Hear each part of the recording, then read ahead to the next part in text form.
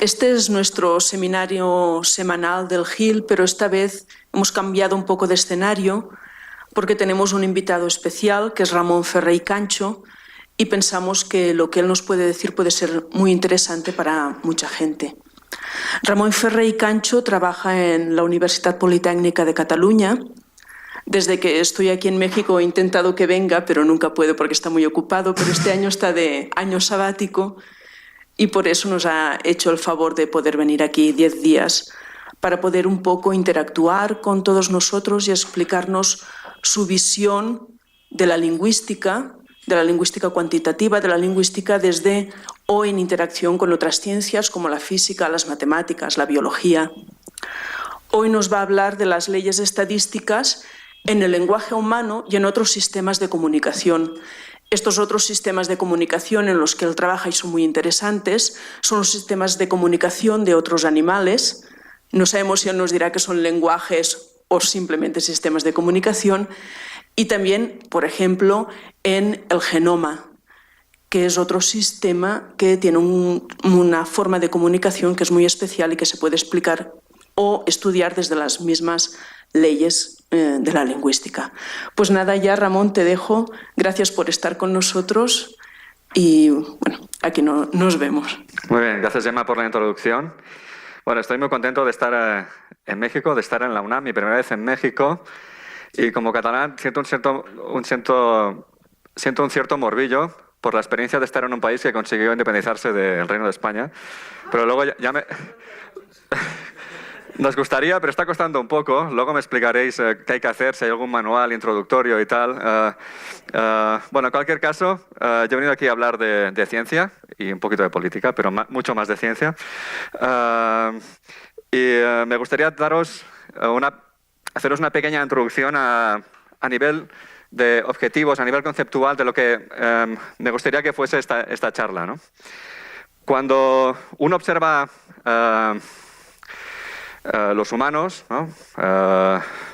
Se encuentra con el lenguaje humano, que es una facultad cognitiva brutal, que ya por sí misma presenta una gran diversidad, ¿no? Yo estoy hablando en castellano ahora, pero seguro que hay otras lenguas aquí en México, lo podemos irnos a las lenguas a la otra punta del globo, que son muy diferentes, ¿no? O sea, hay una gran diversidad y a pesar de ello somos capaces muchas veces de ver similitudes entre las lenguas, ¿no?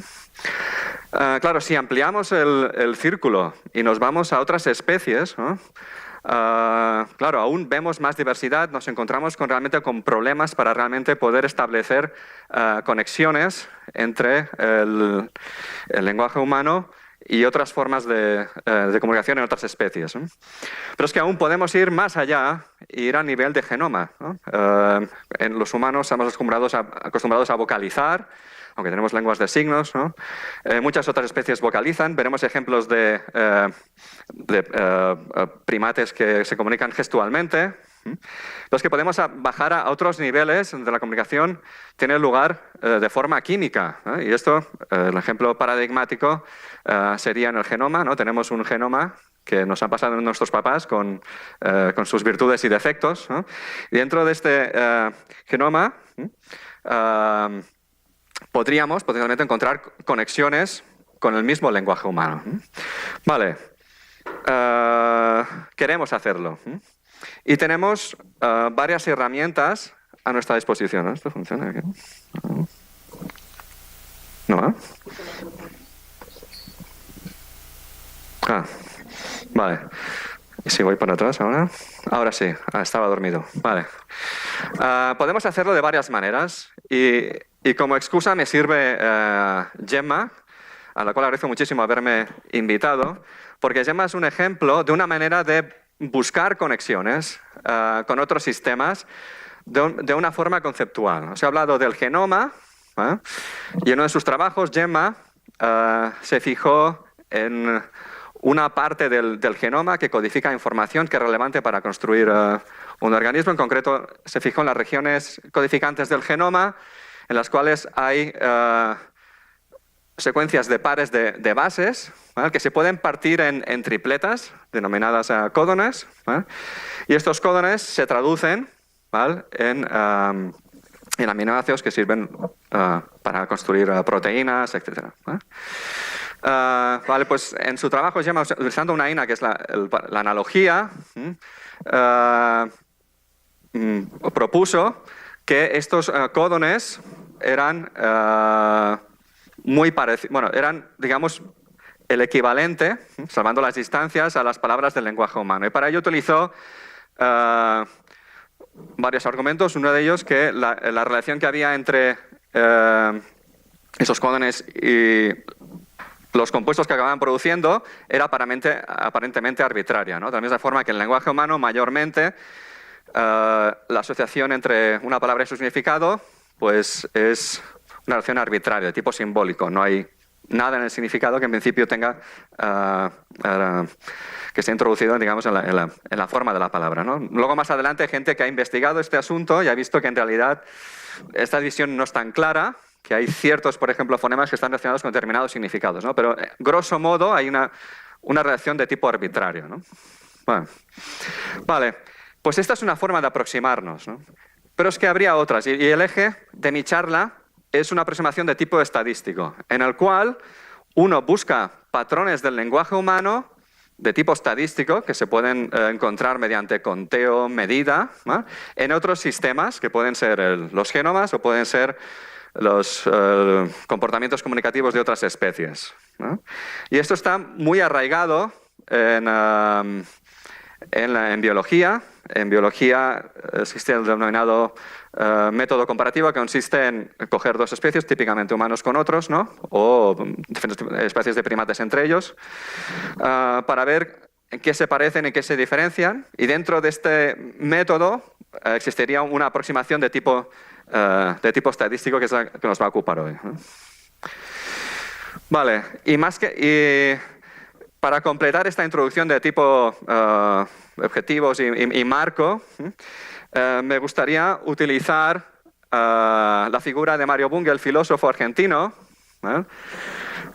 que a lo largo de su obra nos ha llamado la atención del hecho de que las teorías científicas no son un zoológico, ¿no? Cuando uno va al zoológico hay la jaula de los leones, la jaula de los tigres, ¿no? Traducido al ámbito académico, la jaula de los lingüistas, la jaula de los biólogos, ¿no? Cuidado, que a veces los pones juntos y se muerden, ¿vale? Bueno, estos en concreto no lo sé mucho, ¿no? Pero bueno, están los informáticos, están los físicos, están los... ¿vale? Claro, cuando uno sale del territorio conocido e intenta ponerse en la jaula del vecino, puede hacerlo de varias maneras. La manera más sencilla es decir, lingüista, dame tu teoría, biólogo, dame tu teoría, las ponemos juntitas y hacemos un paquete muy bonito que vendremos por Amazon, ¿vale? La otra manera es decir, no, yo quiero realmente construir una teoría unificada, una teoría que sea lo más sintética posible, lo más compacta posible, ¿vale? Y esto se fundamenta en una creencia, primero, de que los sistemas están interconectados, que hay unos principios fundamentales que los gobiernan, y también se fundamenta en otra idea en que los físicos han insistido mucho, que es que la realidad es simple, ¿eh? Y que al menos uno como científico tiene la responsabilidad de encontrar estas claves simples que permiten ver la relación entre los diferentes sistemas. En mi caso, no tengo más remedio que adoptarla, porque aunque muchos digan que mi dominio de las matemáticas es extraordinario, no es cierto, ¿eh? Mi mente es muy sencilla y entonces me veo casi obligado a tener que buscar conexiones sencillas, ¿eh? Vale, o sea que de alguna forma esta creencia de que la realidad tiene una cierta simplicidad y que los diferentes componentes de la realidad de la naturaleza están interconectados, forma parte de mi sistema de creencias. Tú dirás, hombre, como científico presentando algo que casi parece como dogmático, ¿no? Bueno, cuando no es tan extraño en ciencia acabar haciendo asunciones sobre algo que uno no está seguro. Por ejemplo, cuando uno hace selección de modelos basada en teoría de información, tiene que escoger entre Big y A y C. Basic Information Criterion o Key Information Criterion. Y la diferencia la marca si tú sabes que en tu colección de modelos está el modelo verdadero o no. Toma ya, ¿no? Estoy investigando y me dices, ¿tienes el verdadero en tu conjunto? Bueno, pues, vale, pero es un ejemplo de creencias escondidas que están cuando aplicamos determinadas herramientas de tipo estadístico, ¿no? Lo mismo podría decir si aplicamos test de correlación. Bueno, pues ahí está, ¿no? ahí está mi visión naif optimista de que tiene que haber conexiones entre diferentes sistemas. Y estas conexiones potencialmente serían simples, o relativamente simples. Muy bien. Os he hablado de que hay una herramienta de tipo analógico, como la que Gemma utilizó en sus estudios. Y yo voy a hacer énfasis en una herramienta de tipo estadístico, a partir de patrones. Y para ello necesito presentaros patrones estadísticos, y el primero de ellos va a ser la ley de Thief. La ley de Thief, muy conocida. Creo que mucha gente que trabaja, no sé, por ejemplo, en information retrieval o áreas relacionadas conoce regularidades de este tipo que nos permiten capturar de una forma matemática la frecuencia de las palabras contenidas en un texto. ¿En qué consiste esta ley? ¿Vale? Supongo que yo cojo un texto, cuento la frecuencia de las palabras que contiene y ordeno las palabras decrecientemente por frecuencia. La palabra más frecuente está en la posición 1, la segunda más frecuente está en la posición 2, la tercera más frecuente en la posición 3. Esta posición va a ser lo que en inglés se llama un rank, ¿vale? Un rango. ¿Sí? Y entonces, con esta información, la frecuencia y el rango, voy a hacer un dibujo en el cual en el eje Y... ¿Esto es para un láser o qué? Bueno, en el eje Y aquí tengo la frecuencia y en el eje de las X tengo el rango. Y si tomo logaritmos del rango y de la frecuencia, es decir, escojo una escala logarítmica para representar la información, me va a emerger una recta en esta escala. ¿Sí? ¿Vale? Esto, a nivel visual, es lo que consideramos indicios de que la ley de Thief se cumple. Cuando aparece una recta en escala logarítmica, ¿vale? Esta recta nos está diciendo que a nivel matemático la frecuencia de una palabra es aproximadamente el rango I elevado a menos alfa un exponente, ¿vale? Donde esta exponente es un valor típicamente 1, con variaciones en función del sistema que consideremos, pero por ejemplo en inglés muy centrado alrededor de 1. Realmente el problema de encontrar una ecuación que describa de forma adecuada esta curva de aquí es un problema complejo. Y hay gente en esta universidad, como Martínez Meckler y Cocho y otra gente, que han estado considerando funciones matemáticas que no solo sirvan para describir de forma adecuada la frecuencia de las palabras en un texto, sino otros sistemas. Pero no tengo tiempo de entrar en esto. Que la persona que esté interesada puede ir a las referencias en cuestión. Muy bien, vale, esta es la ley de Thief, la más famosa, ¿vale? Que se llama, por cierto, ley de Thief. Este es George Kingsley Thief, que no es la persona que la descubrió, es la persona que la hizo popular a través de su trabajo, ¿vale? Pues en uno de sus libros, Thief nos presenta una ley complementaria que es la ley que él denominó Number Frequency Law, la ley de número-frecuencia, porque en esta ley en que nos fijamos es en el número de palabras de frecuencia f en relación con la frecuencia f. ¿Vale? En este caso encontramos otra vez una ley como la anterior, una ley que se denomina típicamente ley de potencia en castellano, o ley potencial, depende. En este caso la ley potencial nos dice que el número de palabras de frecuencia f es como f elevado a menos beta, donde beta es otra vez un valor que tiende a ser constante, típicamente 2, al menos cuando se cogen textos en inglés. Y esta representación ha sido el objeto de estudio recientemente, en parte porque se la considera a nivel estadístico más adecuada.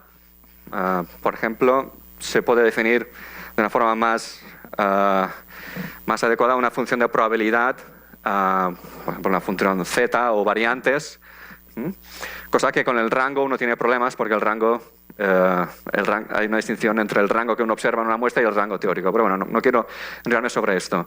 Lo importante en este caso es que las dos leyes están relacionadas. El exponente beta que encontramos aquí en esta representación de las frecuencias de las palabras está relacionado con el exponente alfa mediante esta ecuación. Este exponente beta es 1 entre alfa más 1 aproximadamente,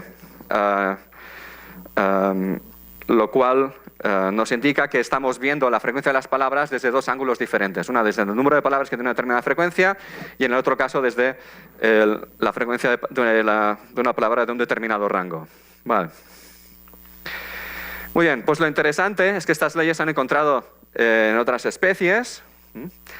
En concreto, la ley de frecuencia-rango, la primera versión que os he presentado, se ha encontrado en contextos diferentes. Se ha encontrado en los silbidos de los delfines. Es un trabajo pionero de Markov y Ostrowskaja en los años 90, y posteriormente Brenda McCowan, actualmente en la Universidad de California, y colaboradores se encontraron en los silbidos. Markov y Ostrowskaja lo hicieron en vocalizaciones en general, y McCowan lo hizo en silbidos. Los delfines producen unas vocalizaciones de banda estrecha, se llaman silbidos porque realmente cuando uno los escucha suenan como silbidos, como los que podría hacer yo silbando con un pito o con mi boca. En paralelo, Jack Heilman y colaboradores, Jack Heilman, un ornitólogo norteamericano, encontró esta ley en las vocalizaciones de este pajarito, Chickadee. No sé, hay una versión que es hay una variante que es en México, pero no me acuerdo cómo se llama. Y este pajarito incluso, a pesar de su tamaño, era capaz de producir unas vocalizaciones que, analizadas, eran consistentes con la ley de Zipf, ¿vale? Y si están interesados, me he dedicado a recopilar en una bibliografía a la cual se tiene acceso desde mi página web, estudios de leyes estadísticas como estas y otras que veremos más adelante en otras especies y en otros sistemas naturales. Muy bien. Hemos visto la ley de Zipf, muy famosa, muy debatida, ya veremos por qué. Pero hay otra ley que encontramos en el libro, al menos en el último libro de Zipf sobre el lenguaje, del año 49, que es la ley de brevedad, ley de abreviación, que consiste en la tendencia de las palabras más frecuentes a ser más cortas. Que es un ejemplo en inglés y estonio, donde se puede ver aquí la frecuencia y la longitud, y una tendencia de las palabras más frecuentes a ser más cortas. Podemos decir que es una propiedad universal de las lenguas, en el sentido que se ha verificado en un abanico muy variado de lenguas, en más de 1000 lenguas. Y lo interesante es que esta ley se puede recuperar considerando diferentes unidades de medida de la longitud de una palabra. Uno puede medir la longitud de una palabra en caracteres, pero puede hacerlo también en sílabas. Y si nos movemos a los logogramas o ideogramas que encontramos en chino y en japonés, podemos encontrar una relación parecida. En el caso de un logograma no tenemos caracteres, pero sí tenemos componentes que forman el logograma, o incluso bajando a nivel más a bajo nivel, podemos encontrar que un logograma, un ideograma está hecho de pinceladas, y podemos mirar la relación entre la frecuencia de un ideograma y el número de pinceladas, o podemos hacerlo en japonés con los kanjis, o podemos hacerlo con caracteres chinos. ¿Vale? Muy bien. Una vez más, ¿vale? Este tipo de comportamiento, este tipo de relación entre frecuencia y una medida de magnitud, ¿vale? La hemos encontrado en el comportamiento de superficie de los delfines. David Lusso, un colaborador, estuvo observando durante un tiempo el comportamiento de superficie de los delfines en los fiordos de Nueva Zelanda. Un comportamiento de delfines que uno puede observar desde fuera, desde un bote, desde una barca. Y este comportamiento puede ser se puede clasificar en patrones, y uno puede hacer un conteo por pura observación desde un bote. También se ha encontrado en el comportamiento en las vocalizaciones de los macacos de Ceilán, Formosa. Sí, ¿no? Ceilán, actualmente. Aquí tenéis un ejemplo. En este caso, la longitud, esta magnitud, se mide en duración, ¿vale? Uno puede observar las apariciones de vocalizaciones del repertorio de estos macacos y contabilizar su frecuencia, y puede medir la duración a base de analizar el señal y partir, ¿no?, en los trozos que corresponda para cada tipo de vocalización. ¿Vale? También se ha encontrado en las vocalizaciones de los murciélagos, iba a decir los murisecs, ¿Vale? Eso para que veáis, ¿no?, la gran cantidad de contextos en los cuales aparece esta ley, ¿no? Y la guinda es el último trabajo que hemos realizado en el caso de la comunicación gestual de los chimpancés. Los chimpancés producen comportamientos que pueden ser clasificados, incluso les puede asignar un significado. Aquí tienes un ejemplo de patrón que consiste en levantar el brazo. Otro patrón consiste en hacer una voltereta, ¿sí?, en este caso hacia atrás, ¿eh? Y una vez más uno puede coger la secuencia de los vídeos que en concreto Catherine Hovaiter y Rafaela Giesen recogieron por observación de estos primates en la República del Congo. Y una vez uno puede segmentar y medir la duración de cada uno de estos patrones y observar de nuevo esta relación. Pasad. Hay sitio.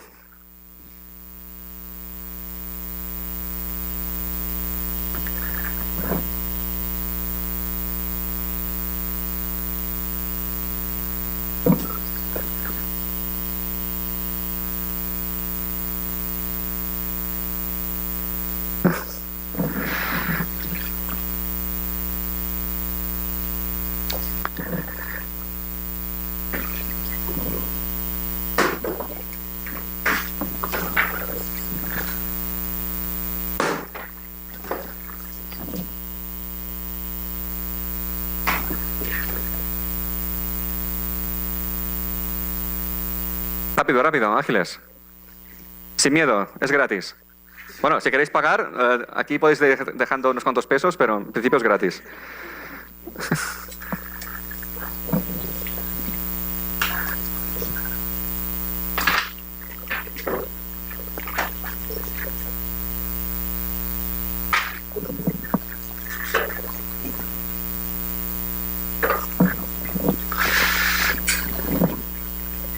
Rápido. No seáis tímidos. No.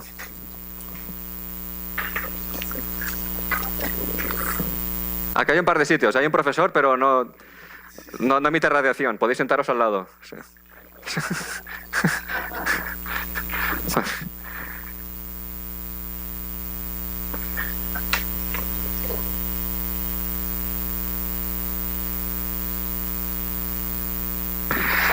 Vale, espero que el resto ha decidido quedarse de pie. Vale, pues vamos a continuar.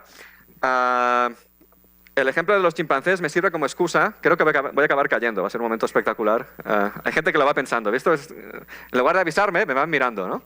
No voy a decirme cuidado, lo van mirando, es típico de los alumnos, ¿no?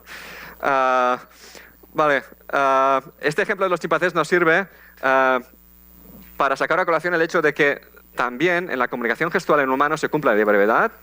Por ejemplo, en lengua de signos sueca, Borstel y colaboradores encontraron esta tendencia de los signos más frecuentes a ser más cortos, a durar menos.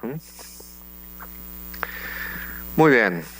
Vale, finalmente, la otra ley de la que igual quiero hablar hoy, que es la ley bueno, son dos leyes de Zipf de significado. En primer lugar, una que relaciona el número de significados de una palabra con su rango de frecuencia. Recordad que ordenamos las palabras decrecientemente por frecuencia. Aquí tenemos el rango. Aquí la palabra 1 es la palabra que tiene la más frecuente, la palabra de rango 2 es la segunda más frecuente, etc. Aquí tenemos un número de significados y en concreto la ley de Zipf, que él denominó de distribución de significado, nos dice que el número de significados de una palabra es aproximadamente su rango de frecuencia elevado a menos un exponente gamma, donde este gamma es alrededor de 1/2. Y en el caso si lo miramos desde la perspectiva de la frecuencia, tenemos otra ley, que es la ley de significado-frecuencia, que nos dice que el número de significados de una palabra es alrededor aproximadamente la frecuencia elevada a un exponente delta, donde este delta es aproximadamente 0,5. Esta es una de las leyes menos conocidas de Zipf. Y lo sorprendente es que si uno coge datos actuales, no los que utilizó Zip, sino otros, ¿vale? Se puede recuperar la misma relación potencial, sorprendente. Esto fue una sorpresa para una colaboradora de mi grupo, Neus Català, que dijo, uy, si yo cojo ahora otras fuentes, voy a conseguir lo mismo, no lo creo, ¿no? Pues siguiendo la receta de Zip aparecía otra vez esto, ¿no?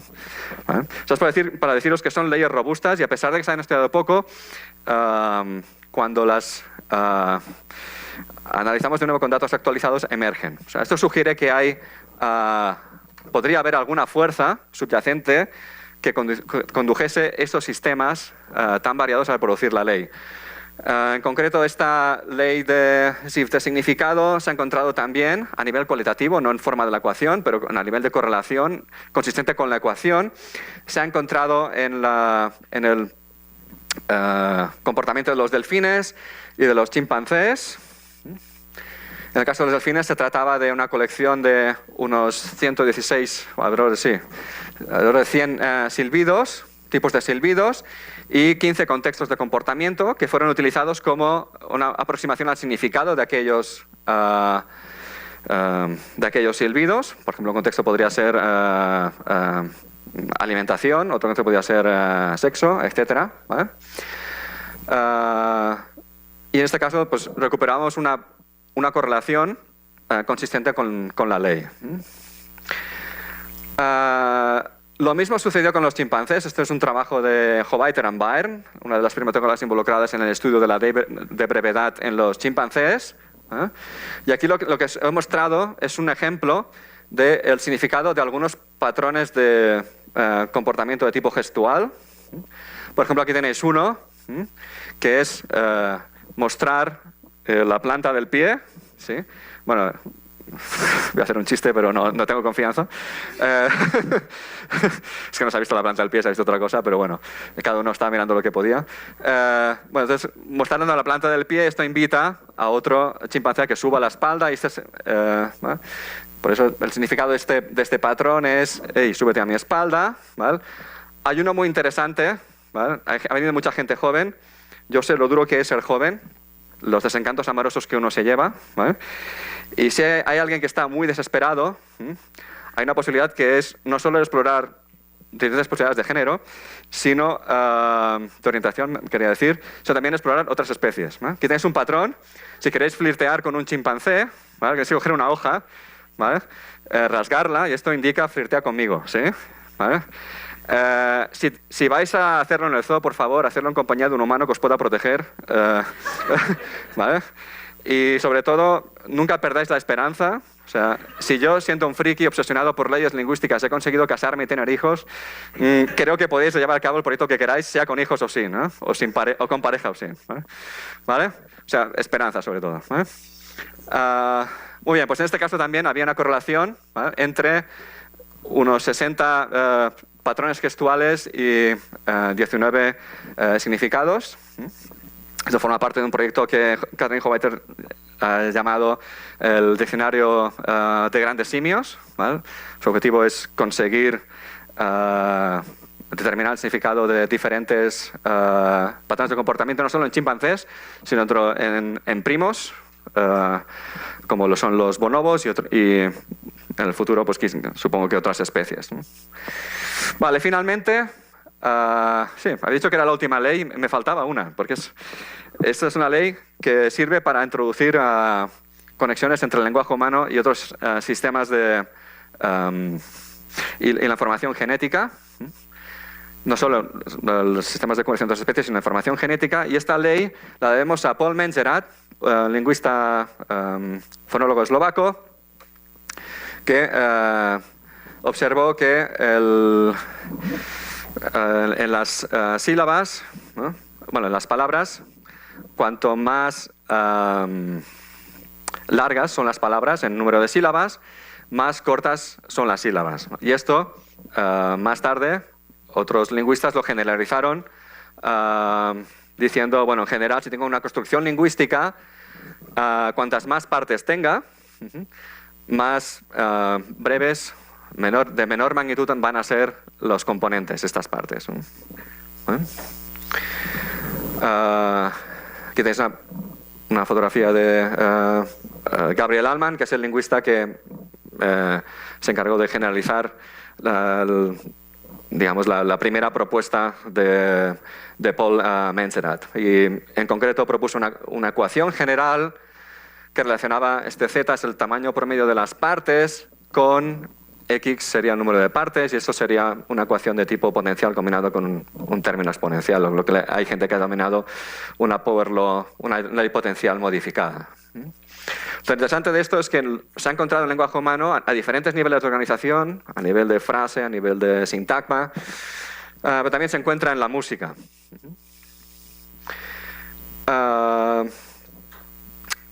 Y si vamos a escala molecular de nuestros genomas, también se encuentra por ejemplo, a nivel de la descomposición del genoma en cromosomas. Sabéis que durante la división celular, toda esta tira que tenemos de pares de bases se parte en trozos. Sí, son estos cromosomas que tenemos aquí, esta X que tenemos aquí, ¿vale? Y si miramos la relación que hay entre el tamaño promedio de los cromosomas y el número de cromosomas de la especie, pues se ve una tendencia consistente con la ley de Menzerat. Es decir, que cuantos más cromosomas tiene, menor es el tamaño promedio de estos cromosomas. También se ha encontrado a nivel de los genes. Cuanto más exones tienen los genes, más cortos son estos exones, y etc. ¿Vale? Lo que me interesa aquí es llevaros a un nivel más arriba, y en el caso de las geladas, estos primates que viven en los altiplanos de Etiopía, si uno mira las secuencias de vocalizaciones que producen, cuanto más larga es la secuencia de vocalizaciones, más cortas son las vocalizaciones. Es un trabajo conjunto con Morgan Gustinson, que actualmente está en Princeton. Y visto esto, llegados a este punto, lo que os quiero plantear es, bueno, hemos visto una serie de patrones de tipo estadístico que se repiten en diferentes sistemas.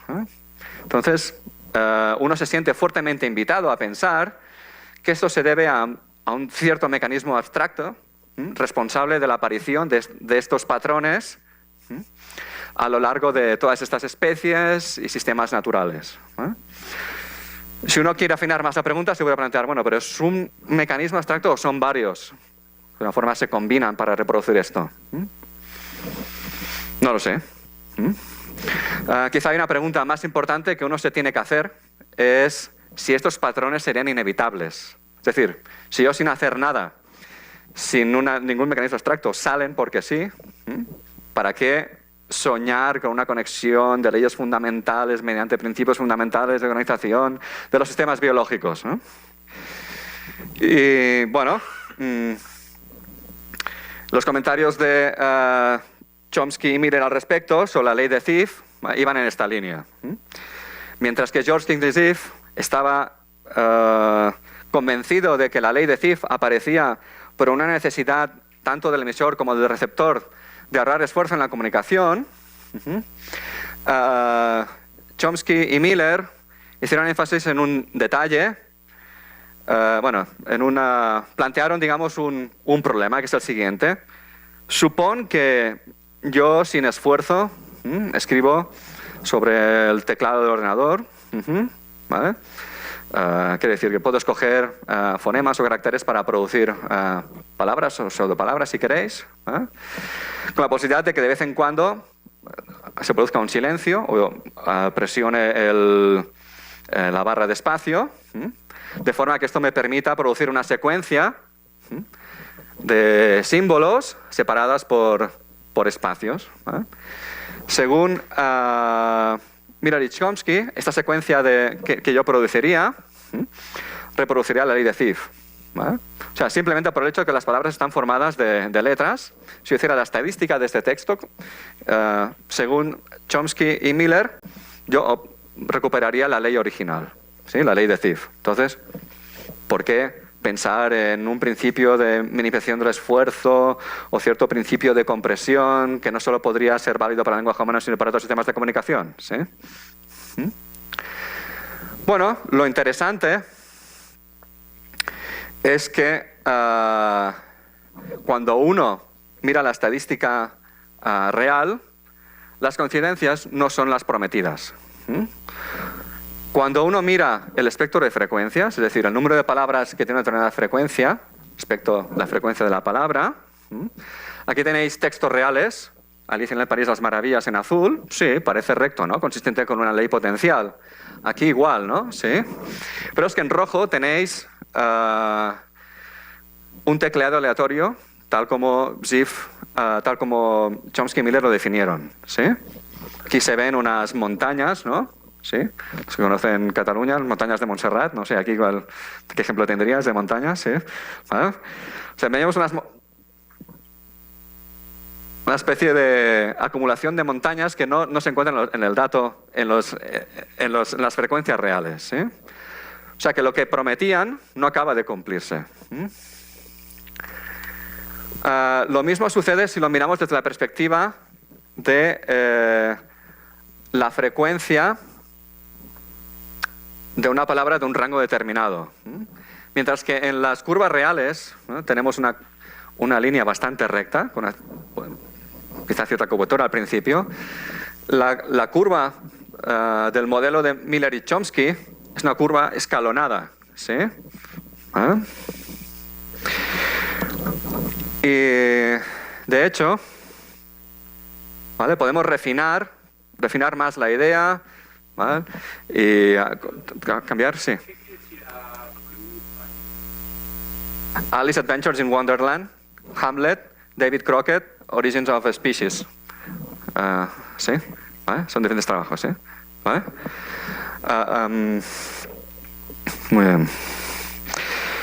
Bueno, lo que quiero decir con estas gráficas es que el argumento de que con simplemente declarar al azar se puede reproducir la ley de Zipf, esto no se sostiene, al menos con la facilidad que Miller y Chomsky esperaban, ¿no? Se puede refinar el modelo, se puede introducir un modelo de teclado aleatorio más complejo, y aún así habrá diferencias importantes, como he demostrado en algunos de mis artículos, como por ejemplo que aparecerán una gran cantidad de pseudopalabras de frecuencia 1 que no se encuentran en un texto real, ¿sí?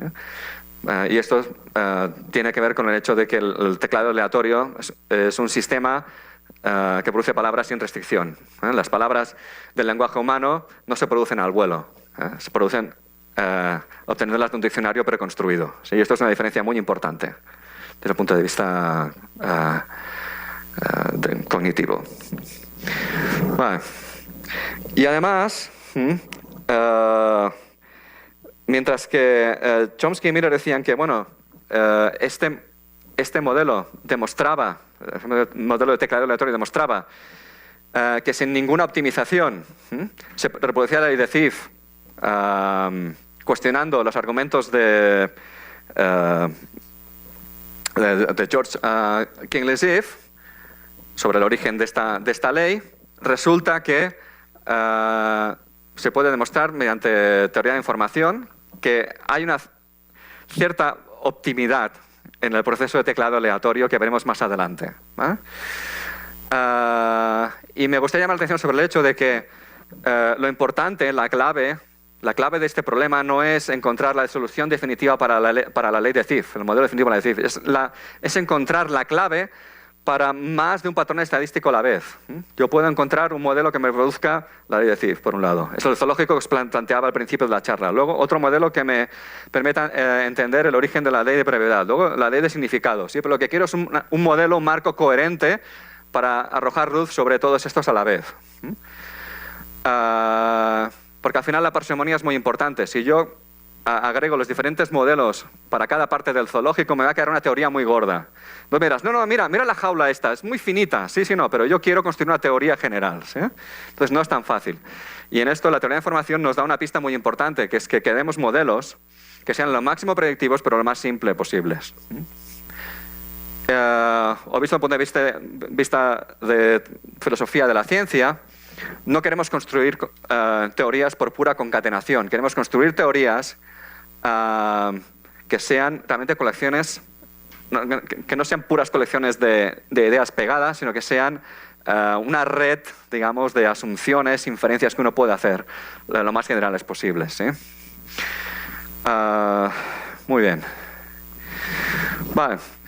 La crítica que Miller y Chomsky hicieron la ley de Zipf ha sido el tipo de crítica que ellos hicieron ha aparecido en otros contextos. Por ejemplo, cuando investigamos la ley de Menzerat en los genomas, apareció otra crítica de Ricard Soler, que en concreto lo que decía, básicamente, lo voy a decir muy rápido porque creo que voy corto de tiempo, pero la idea básicamente decía, mira, cuando mires la relación entre Z, el tamaño promedio de los cromosomas y el número de cromosomas, de forma inevitable te va a salir una ley potencial, una ecuación como este tipo con un exponente de -1. Y para ello él utilizó ejemplos, analizando datos de plantas y mamíferos. Si uno mira la realidad, se observa que en primer lugar no todos los grupos de organismos siguen la predicción que esperaba Soler. En concreto aparecen otros grupos de organismos con exponentes que se desvían por encima o por debajo. Y de hecho, su argumento de que la ley de Menzerat sería inevitable por la simple definición del tamaño promedio de los cromosomas no se sostiene porque implicaría que el tamaño esperado total de los cromosomas, dados el número de cromosomas, no debería depender del número de cromosomas. Y esto se puede fácilmente testar empíricamente mediante un test de correlación y descartar esta hipótesis. Lo más importante que me gustaría subrayar, conectando con la introducción que hizo Gemma, que he hecho del trabajo de Gemma al principio, es que a nivel analógico existen unos parecidos muy grandes entre los genomas y las lenguas a pesar de todo. Uno de los argumentos de Soler era que en los genomas hay mucha materia oscura, regiones no codificantes que no se encuentran en el lenguaje humano. Pero es que en el lenguaje humano, cuando yo estoy hablando, aparece también cierta basura como bueno, sí, o los equivalentes en el castellano de México. Y es que además esta parte del genoma que consideraba basura, la biología molecular actual considera que tiene una función, más sutil, pero tiene una función. O sea, que no se puede decir que realmente sea basura. Vale, pues dicho esto, visto que aparecen patrones en la naturaleza que se consideran inevitables, pero que en el fondo no está tan claro que sean inevitables o no está tan claro que estén totalmente desvinculados de un proceso de optimización, la cuestión es, bueno, ¿y Zipf? ¿Qué propuesta hizo para el origen de la ley de Zipf? Zipf era lingüista y no tenía las herramientas formales suficientes, pero tenía muy buenas intuiciones, anticipándose en muchos aspectos a desarrollos que vendrían más tarde.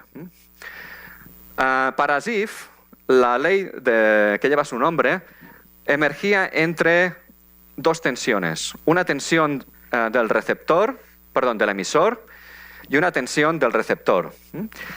Para entender estas tensiones, he utilizado un gráfico en el cual los círculos blancos son palabras y los círculos negros son significados. Para Zipf, la tensión de unificación, bueno, la presión de unificación, significaba que para reducir el esfuerzo, el hablante tendría que tender a utilizar el número menor de palabras posibles para comunicarse, ¿sí? En caso extremo, una palabra para todo, ¿sí? Nos imaginamos lo difícil que sería entenderse, ¿no?, con una sola palabra. Pero ¿verdad que sería fácil, desde el punto de vista del emisor? Sí, ¿no? Obviamente hay que tener en cuenta las necesidades del receptor, y para ello Zipf pensaba, sí, mientras el emisor preferiría una palabra para todo, ¿sí?, el receptor preferiría que cada palabra se comportase como una especie de identificador del significado, ¿no? De forma que si yo te doy la palabra, sabes directamente cuál es el significado, ¿sí? ¿Vale? Bueno, pues entre estos dos extremos, una palabra para todo y cada significado con su propia palabra, habría una configuración intermedia que sería la que realmente utilizamos los humanos. Y esto a nivel cognitivo tiene muchísimo sentido. Por ejemplo, estudios posteriores al trabajo de Ziff nos han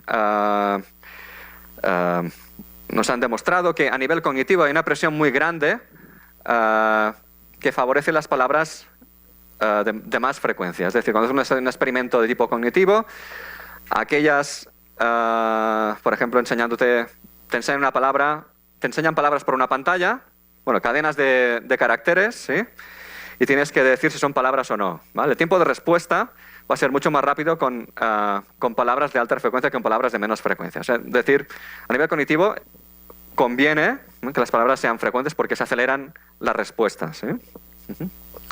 O el acceso a las palabras correspondientes, etc.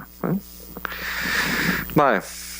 Muy bien, pues esta idea que Ziff dibujó de forma intuitiva, ¿no?, se puede traducir a teoría de la información definiendo una función que llamé función omega, ¿vale?, que combina las tensiones, esta tensión que Ziff, bueno, estas presiones que Ziff contempló a nivel cualitativo. Por un lado, esta función tiende a maximizar lo que en teoría de información se denomina información mutua, que básicamente, ¿qué significa maximizar la información mutua? Quiere decir favorecer construcciones de este tipo, ¿sí? ¿Vale? Y por otro lado, esta ecuación, esto es la información mutua, y por otro lado la entropía, que la entropía, al minimizarse, en el caso extremo, la entropía nos conduciría a utilizar, en el caso extremo, una sola palabra para todo, ¿no?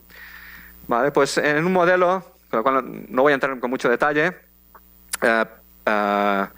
pude comprobar la hipótesis de Ziff en el sentido de que combinando estos dos costes de la comunicación, había una región intermedia en la cual se reproducía la ley de Ziff, y en el momento que uno se desplazaba de esa región intermedia aparecían distribuciones o bien que concentraban la frecuencia sobre un subconjunto pequeño de las palabras, o bien repartían la frecuencia por todas las palabras casi por igual, ¿sí?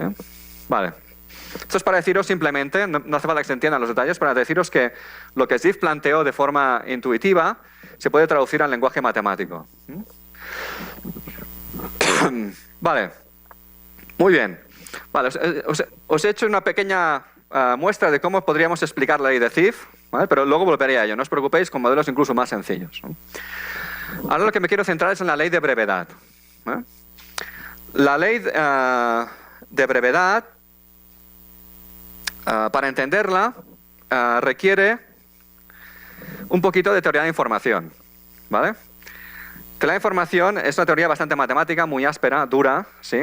He visto un bostezo, gente que mira el móvil, ¿no? Dice, bueno, ahora Ramón se va a poner un poco matemático y es el momento para llamar a mi mamá para que ponga el pollo al horno, ¿sí? Pero bueno, voy a intentar que sea lo más suave posible y creo que vais a entender más de lo que quizá alguna vez habéis tenido la oportunidad de entender si cogéis, por ejemplo, este libro. Si cogéis este libro, intentad que sea un día con un estado de ánimo elevado, ¿vale? Porque es un poco duro, ¿vale? A mí me ha costado bastante y continúa habiendo partes oscuras para mí, ¿eh?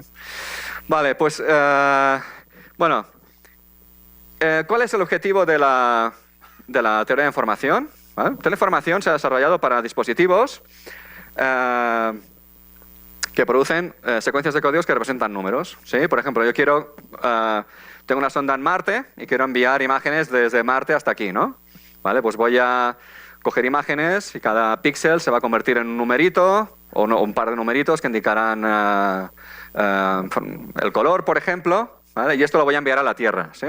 ¿Vale? La lingüística parece que tenga como objetivo objetos bastante diferentes, ¿no? Se centra en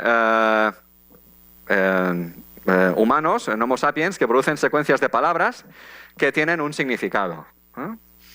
Vale, los dispositivos producen códigos que consisten en ceros y unos, ¿no? Cuando dicen tener información, sí, aquello de ceros y unos, ¿no? Sí, bueno, pues que el lenguaje humano también es algo parecido. No son ceros y unos, pero son letras, ¿no? A, B, C, ¿sí? En teoría de información, uno se preocupa de que estos códigos representen números, bueno, las palabras representan significados, ¿no?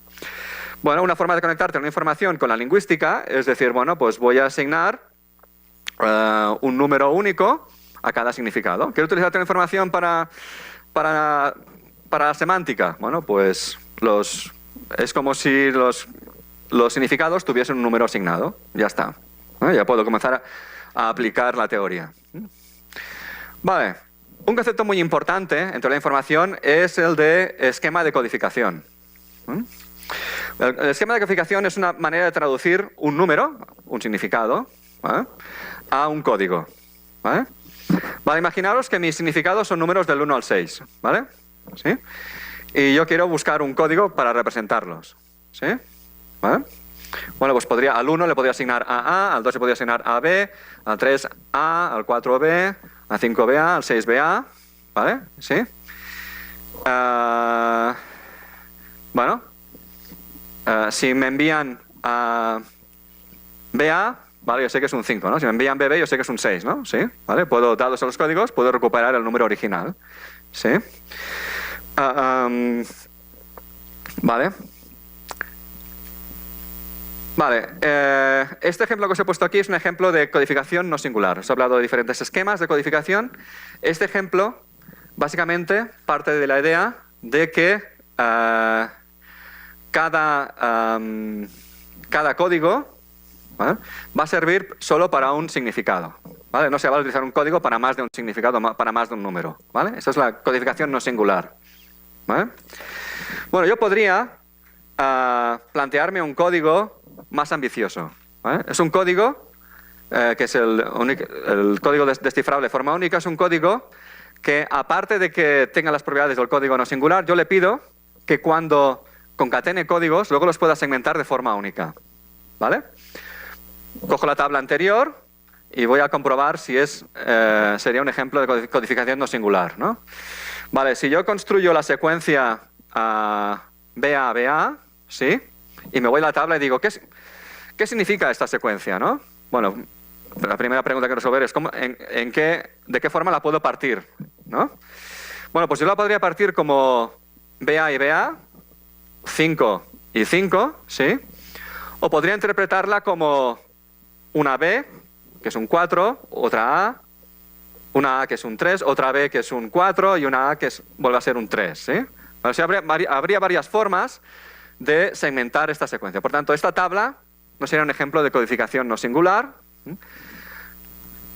¿Cómo podría codificar números de 1 al 6 de forma... perdón, he dicho no singular. Perdón, he dicho que esta tabla no sería un ejemplo de codificación descifrable de forma única. Una forma de conseguirlo sería utilizando códigos gamma, que es un ejemplo. No hace falta entrar cómo se diseñan, pero si veis ahora, en esta nueva tabla, la secuencia BA, se puede interpretar solo como 1 y 2, ¿no? Una B, que es un 1, y el ABA, que es el 2, ¿sí? Si os paráis a pensar, no hay otra manera de partirlo, ¿no? Bueno, la reflexión que os quiero hacer es el lenguaje humano descifrable de forma única?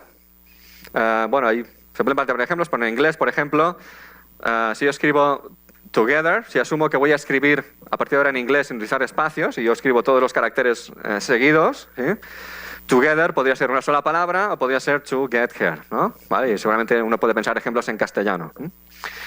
Vale, lo mismo me lo puedo plantear para el sistema de codificación no singular.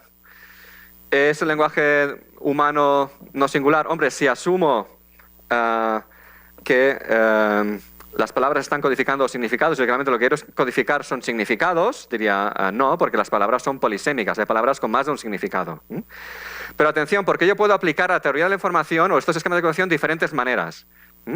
Puedo plantearme que las palabras están codificando significados, o puedo interpretar que las palabras son de por sí tipos, números que yo quiero codificar, ¿sí?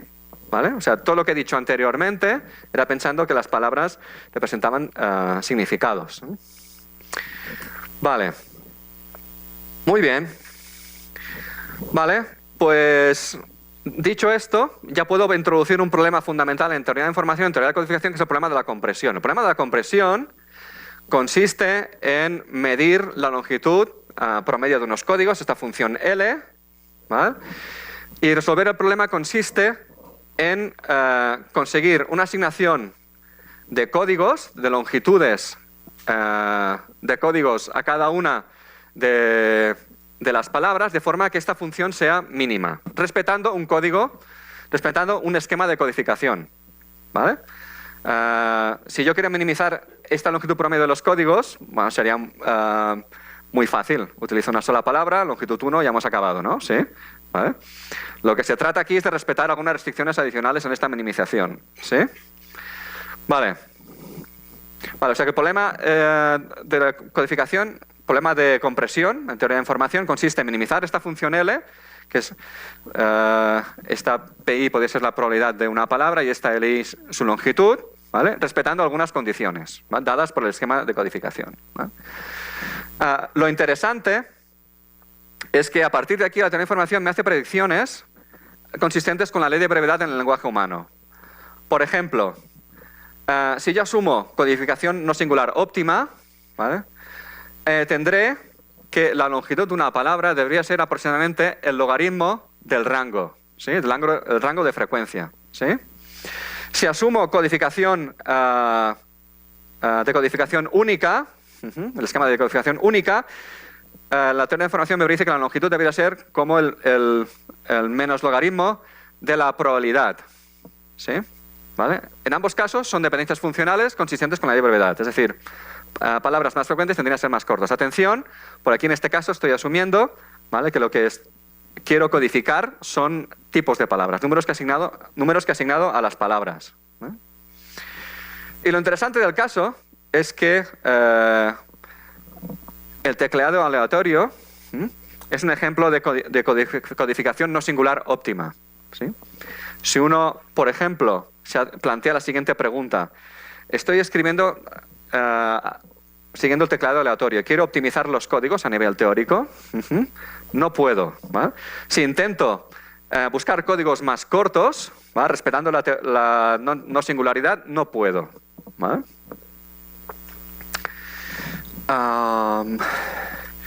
Vale, y esto me lleva, no sé cómo vamos de tiempo, Gemma. ¿Estáis muy cansados? ¿Os está el estómago hablando, diciendo quiero comer? ¿No? Aún no, vale. Muy mal de tiempo, vale. Bueno, lo que quiero decir ahora es muy rápido. Quiero decir que habría maneras más simples de explicar la ley de Zipf, aplicando principios que utilizan en física, como el principio de máxima entropía. Si yo combino el principio de máxima entropía de la física con la codificación no singular óptima, obtengo una restricción de tipo logarítmico que me permite deducir la ley de Zipf. Y además lo interesante es que cambiando las restricciones podría obtener otras distribuciones que se encuentran en el lenguaje humano. Os he hablado de la ley de Zipf, que mucha gente ha considerado que era inevitable. Pero es que resulta que si yo, en lugar de mirar la frecuencia de las palabras, miro la frecuencia de las categorías gramaticales de las palabras que aparecen en un texto, no me aparece la ley de Zipf, me aparece una distribución exponencial. Lo cual es un argumento más para pensar que la ley de Zipf no es inevitable para nada. Y lo que tenemos que entender, los científicos, es por qué en diferentes condiciones aparece una distribución de tipo Zipf u otra. Bueno, en la transparencia anterior, lo que he presentado es un modelo de la ley de Zipf muy rápidamente, que asumiendo codificación no singular óptima me permite deducir la ley de Zipf, ¿eh? Pero hay una pregunta importante que no nos hemos hecho, y es: ¿realmente el lenguaje humano es un sistema óptimo de codificación desde el punto de vista de codificación no singular? Bueno, pues podemos medir el grado de optimización de una lengua respecto al sistema de codificación respecto al esquema no singular, ¿vale? Y a lo que llegamos es que las lenguas reales, respecto a la codificación no singular, están optimizadas a un 30%, ¿sí? Y respecto a la codificación descifrable de forma única, a un 40%. ¿Vale? O sea, las lenguas no llegan a ese óptimo teórico. Es un detalle muy importante, ¿eh? Pero, a pesar de que no lleguen a este óptimo teórico, lo cual es una pequeña decepción, ¿qué podríamos inferir sobre estas lenguas, ¿no? Supongamos que estas lenguas no llegan al óptimo, pero se acercan a la predicción teórica, ¿sí? Quiere decir que se acercan, pues que cumplen las ecuaciones que predice la teoría de la información, ¿sí?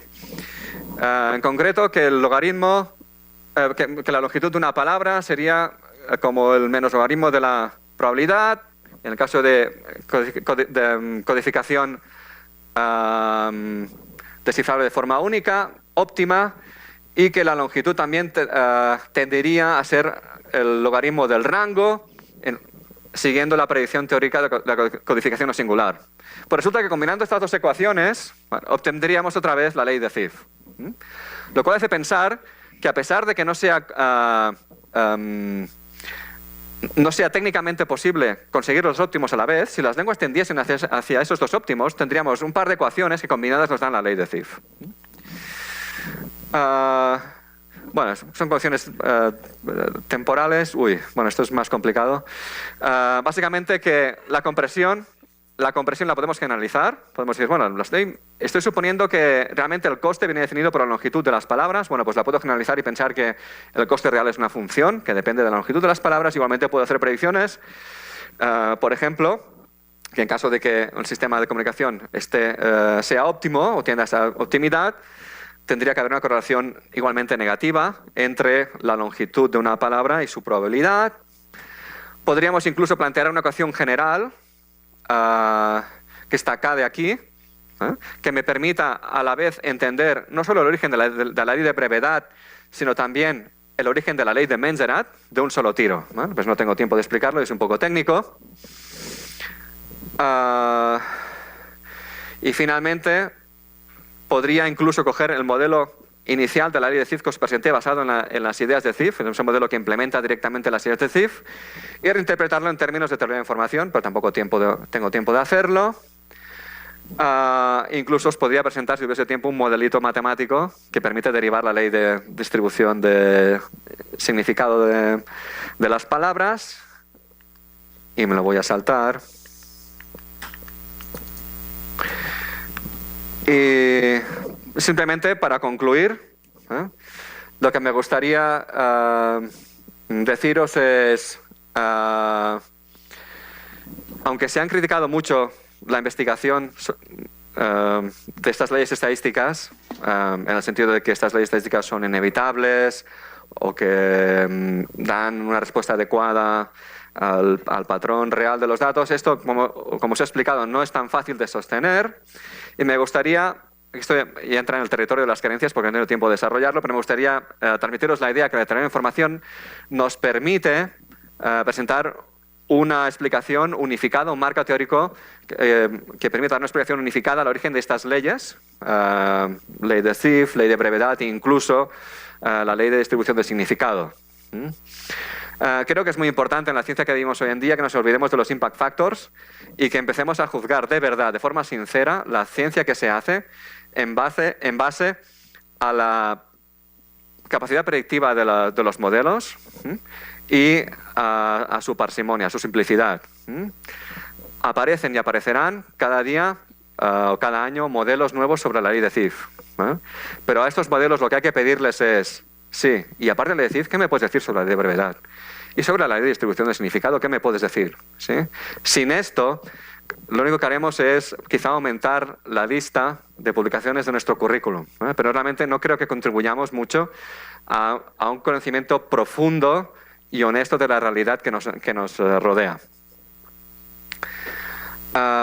Y por eso es muy importante insistir en la idea de que cuidado, hemos trabajado durante muchos años áreas, cada uno en su parcela del zoo, ¿sí? Y nos hemos dado cuenta que cuando no teníamos muchas ganas de entrar en la jaula del vecino, ¿vale? O que el recibo no nos ha recibido muy bien.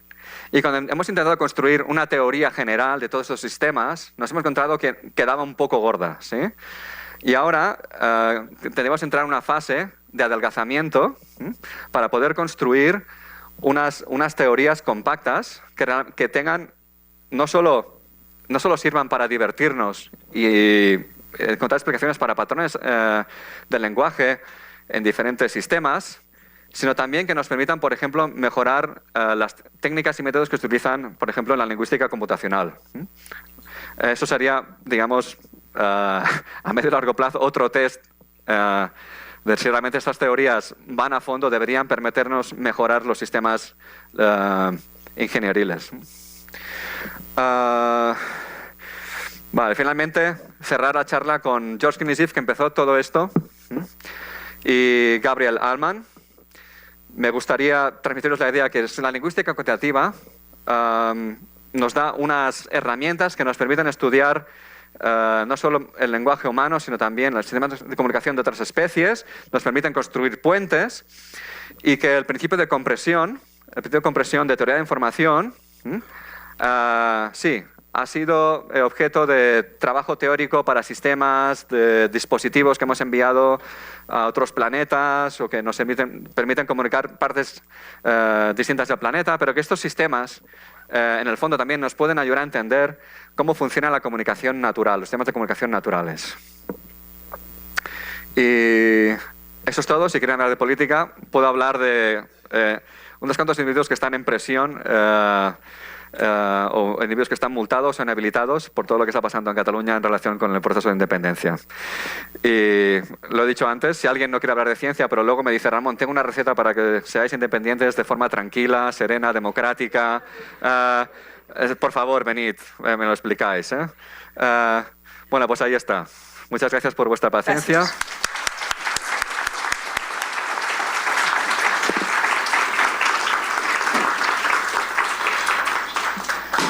Muchas gracias, Ramón. Creo que nos has dado una perspectiva para los lingüistas nueva, para la lingüística, y para los matemáticos, físicos, etcétera, nuevas posibilidades de aplicación de las teorías. No sé si, creo que sí que tenemos tiempo para preguntas. No sé si hay alguna duda, alguna pregunta, algún comentario. Esto era proporcional.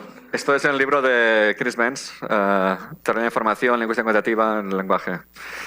¿Te da comisión o algo? Sí, de hecho me va a dar dinero después de esto, o sea, sepáis. Si un día me veis en una mansión lujosa, ha sido por esto, seguro. Sí. Vale, ya lo tendremos en cuenta. ¿Aquí hay una pregunta?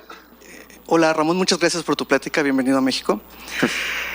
La pregunta es, en este conteo de palabras que se realizan, ¿están tomando en cuenta la puntuación?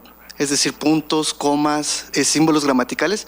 Y no sé si quizá eso nos llevaría a que, si lo podemos medir, se acerque más a un CIPFS.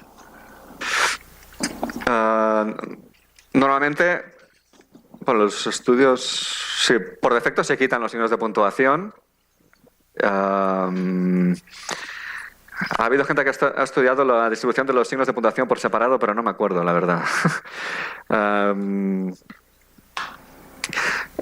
Al menos la idea que tenemos muchos cuando excluimos los signos de puntuación es que queremos centrarnos en unidades que tengan un cierto sentido cognitivo, ¿no? Los signos de puntuación más bien introducen pausas, ¿no? Pero no están directamente asociados con el significado de las palabras. Entonces yo creo que introducirlos podría distorsionar, aunque bueno, sería interesante como análisis complementario, ¿no? No sé.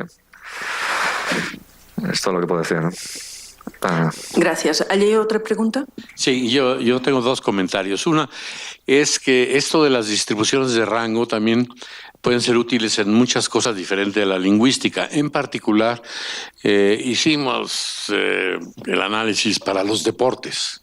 O sea, los países y los equipos tienen un rango según su habilidad deportiva, digamos, ¿no? Y bueno, resulta que se obtiene para los rangos muy pequeños algo muy parecido a la ley de Zipf, ¿sí? Pero para rangos grandes no. En lugar de la línea recta seguir en el log-log, ¿sí? Se quiebra. se quiebra para Ks grandes. Y eso es... ¿Pero se quiebra o cambia de exponente? Bueno, Porque- se puede usar la doble ley de Sif en un lado, pero no, es un poquito más general que eso, sí. En lugar de seguir la línea recta, se cae. Ese es un punto. Y el segundo es que hemos encontrado una ley de carácter estadístico que es válida en lenguajes, pero en muchas otras cosas, y que parece ser mucho más fuerte, más robusta, pues, que la ley de Sif. Y es lo que hemos llamado la diversidad de rango. ¿Y qué es eso? Bueno, vemos la ley de distribución de rangos a diferentes tiempos y medimos para un cierto tiempo cuántos miembros del ensemble han ocupado el rango K. Y eso es una distribución de tipo log normal, ¿sí? Es como una S así, y que parece ser muy válida en mucho más diversas circunstancias que la ley de Sif. Sí, es que yo creo que he visto algo. ¿Está publicado esto? Vale, sí, yo creo que he visto algo al respecto, sí. Luego hablamos. Sí.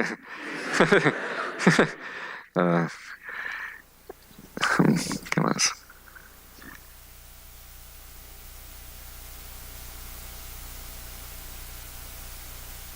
Algunos de los que han llegado tarde, por obligación, tienen que preguntar. Si no, no les disculpo.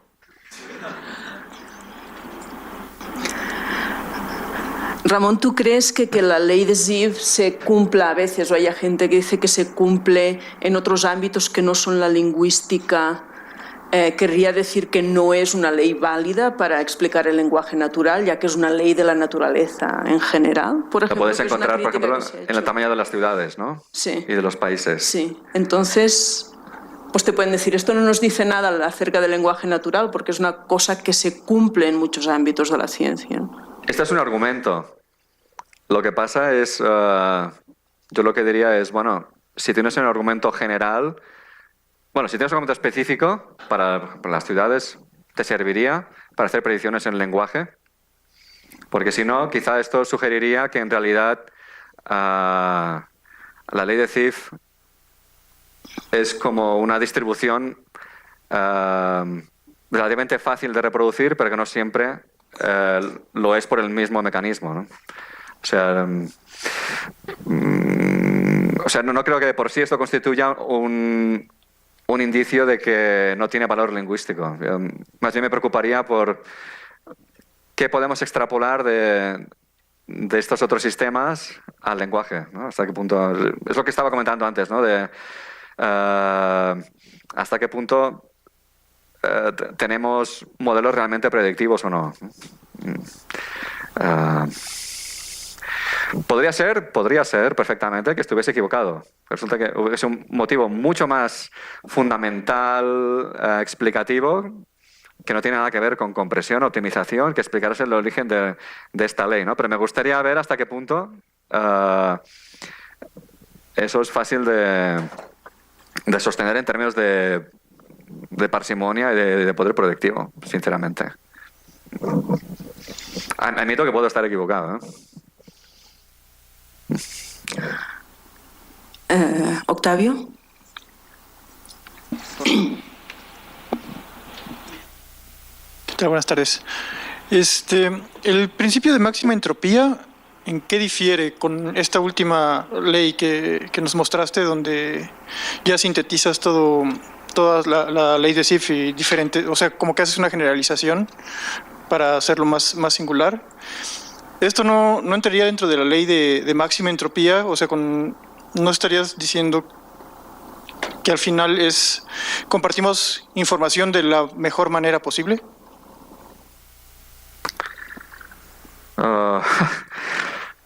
Bueno, es que hay muchas interpretaciones que uno puede hacer del principio de máxima entropía, ¿no? Una es como herramienta para buscar, de alguna forma, hablando de forma un poco vasta, la distribución más probable, siendo el máximo de agnóstico sobre lo que no sabes, ¿no?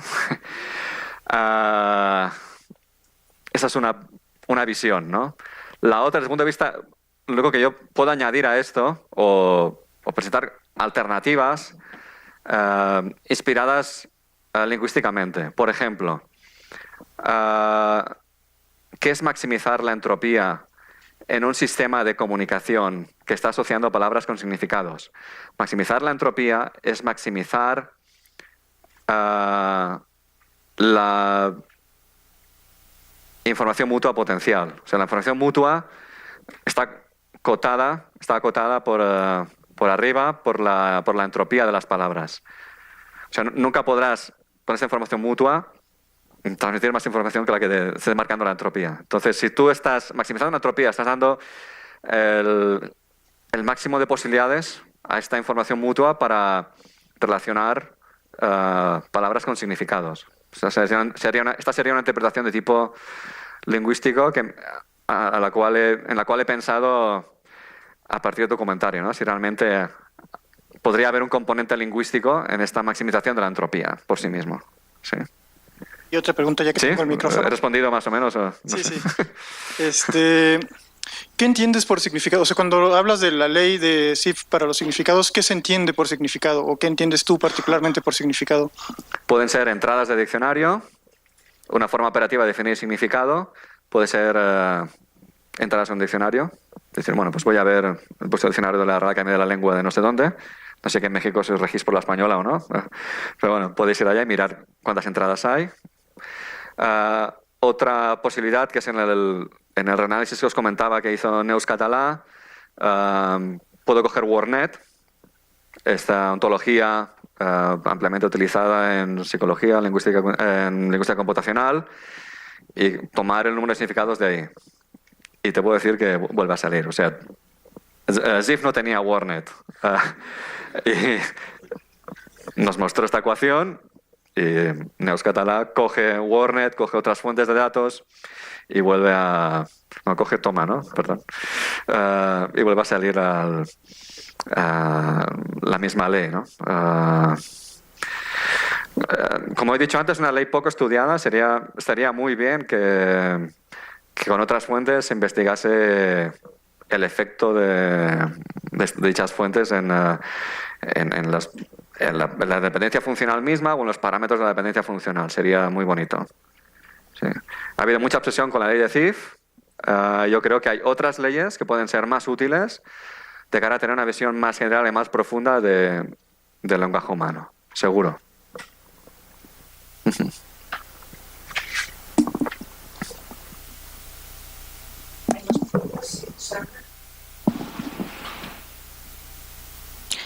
Hola, buenas tardes. Quisiera saber si ha habido, por ejemplo, alguna, digamos, como aplicación o algo así sobre la brevedad en relación con los procesos de gramaticalización, ¿no? Pensando en, por ejemplo, cómo las palabras funcionales, que son pues las que aparecen más, ¿no? Y son las más breves, también son las que tienden a tener muchísimos más significados funcionales, digamos, ¿no? Sí. Y que además, pensando pues en los procesos de gramaticalización, no siempre fueron así, ¿no?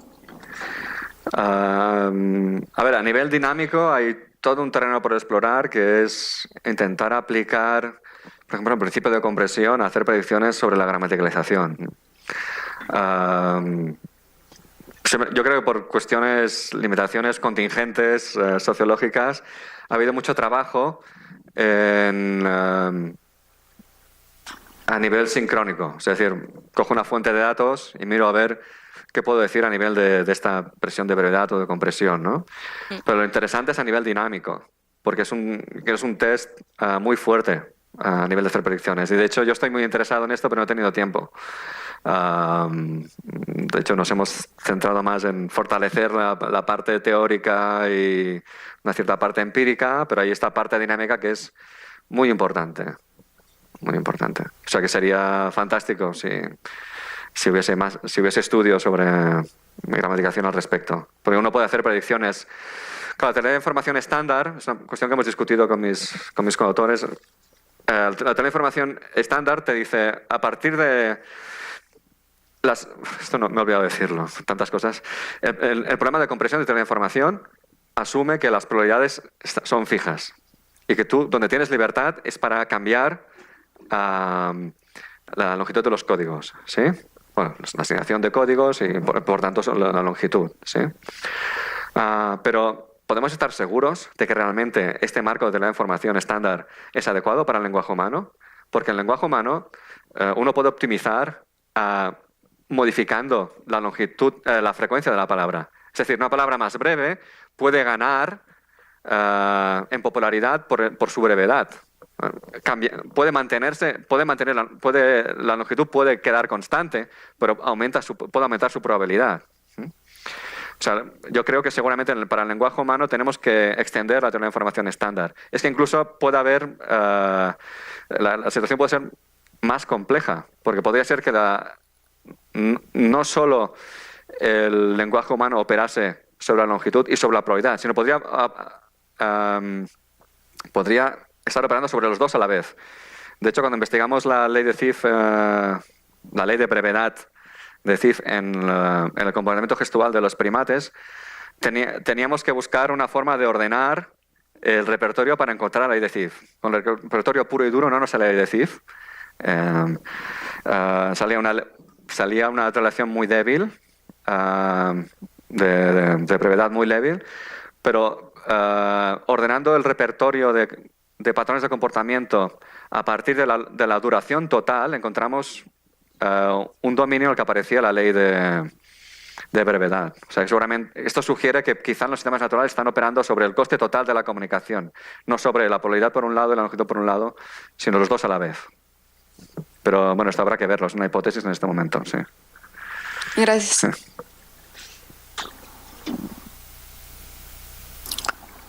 No sé, ¿hay alguna pregunta más?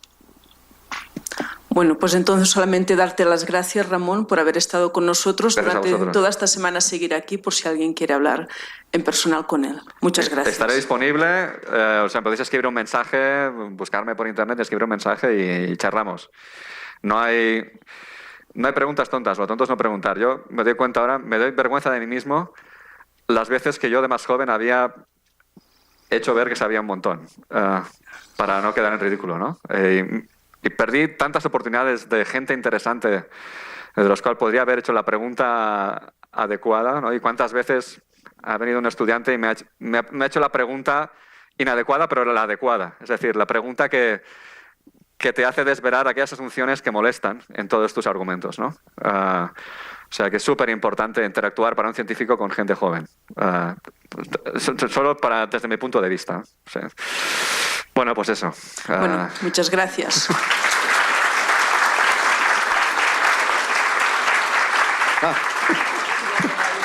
Muy bien. Bueno, muchas gracias. Bueno.